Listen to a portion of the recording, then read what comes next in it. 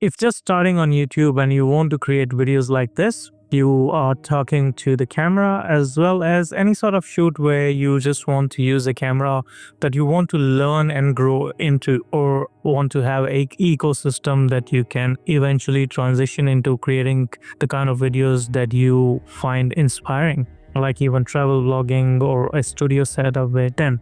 ZV-E10 Mark II could be a fantastic camera for that. And in this video, I'll tell you what are the reasons I picked it up and why this is my second ZV-E10 Mark II and the reason I'm getting rid of it. So the camera launched last year in around March 2024. So I picked up a ZV-E10 Mark II not when it got released, but our local shops as well as Sony was running deals on it.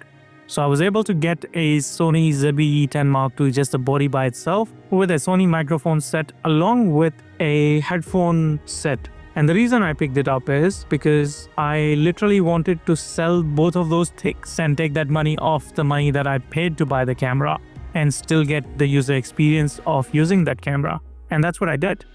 Eventually, if you're following my channel, you would know that I have a habit of collecting more gear than I need, and hence I actually picked up a A7C II, which is a full frame camera. And I came to realize that ZV-E10 Mark II, although was perfect and was more than what I needed for the time, but since I picked up A7C II and I had a ZV-E10 Mark I back then, so hence I decided to sell it.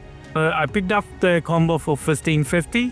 I put a cage on it. I put some screen guard on the screen, and I was able to sell the camera with the cage. With the lens, I picked up separately for $1,400, but overall I paid $1,550 for just the camera, $90 for the cage, and I believe $150 for the lens, the kit lens. So I sold that for $1,400.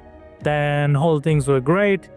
Then I got into this channel, and then I picked up a Lumix S9, which is a fantastic camera to begin with. The picture quality that you get out of that, as well as the inbuilt LUT feature, was something which got me excited and into the system.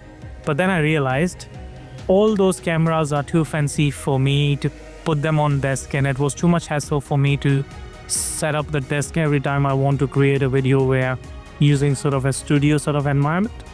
And hence I decided to pick up the ZV-E10. Then I bought a ZV-E10. As soon as I bought it, in next couple of days, someone was selling this for a very reasonable price and with the kit lens. So I sold mine with the cage for $1,400. I picked up this one for $1,000 without the cage, but that's still fine. And I was actually looking to buy a ZV-E1, because that was one of the first cameras which I used from Sony ecosystem, and that's something which I was missing since I sold it. And the reason I sold it was because I wanted to minimize the gear, and I picked up A7C II to replace everything else. But as it turns out, A7C II is great, but my needs as a creator or as a camera enthusiast doesn't let me stick with one camera.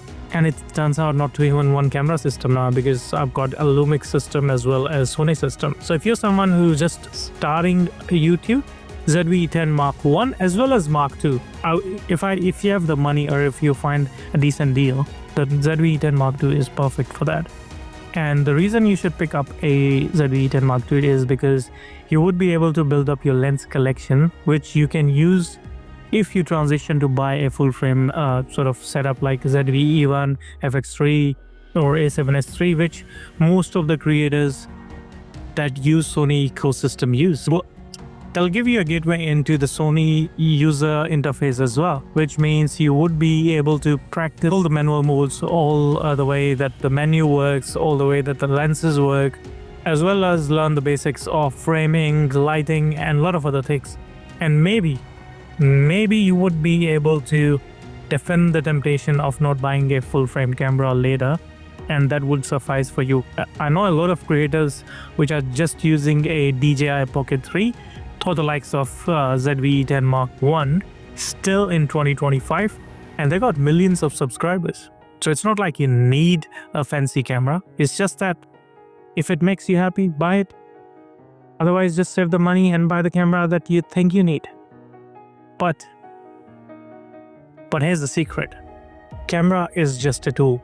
There's a lot of thing that goes into creating a good video. Maybe you just need to learn how to color grade well, and you would be able to do each and everything that you want to do in your videos, even on your mobile phone. But saying that, ZV-E10 Mark III is perfect for studio setup, as it allows a USB-C live stream, which means you can just plug in one wire. You would be able to record it on the camera, or if you're doing Zoom call or anything like that, you would be able to do for that as well. And hence, if you're a new creator or even a seasoned one, I would say pick up the ZV-E10 Mark II. Let me know in the comments if you're someone who was just starting your YouTube journey, and if you're someone who would be interested in picking the ZV-E10 Mark I or Mark II, and what are the reasons that you are inclined towards this.